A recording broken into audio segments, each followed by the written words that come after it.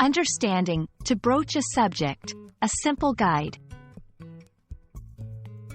Hello, everyone, welcome back to our channel.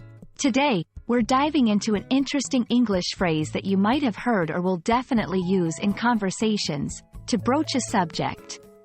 It's a phrase that sounds a bit formal but is very useful in both casual and professional settings. Let's explore what it means, how to use it, and some examples to help you master it.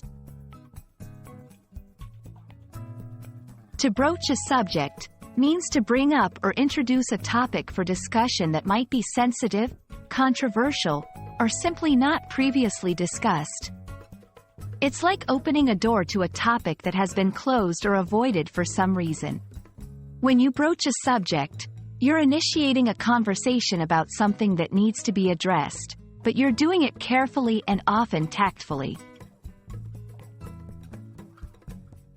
Using to broach a subject correctly involves a few key considerations.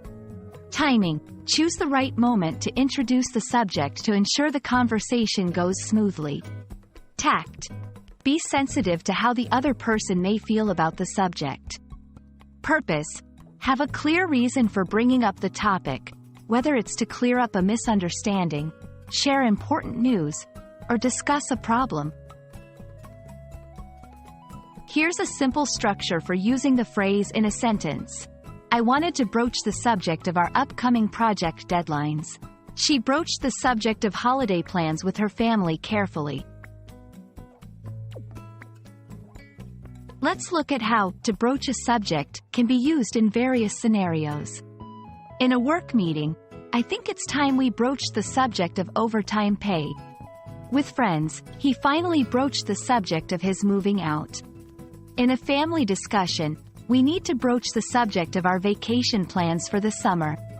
These examples show how versatile the phrase is and how it can be adapted to fit different conversations. Understanding how to use to broach a subject can greatly improve your communication skills in English.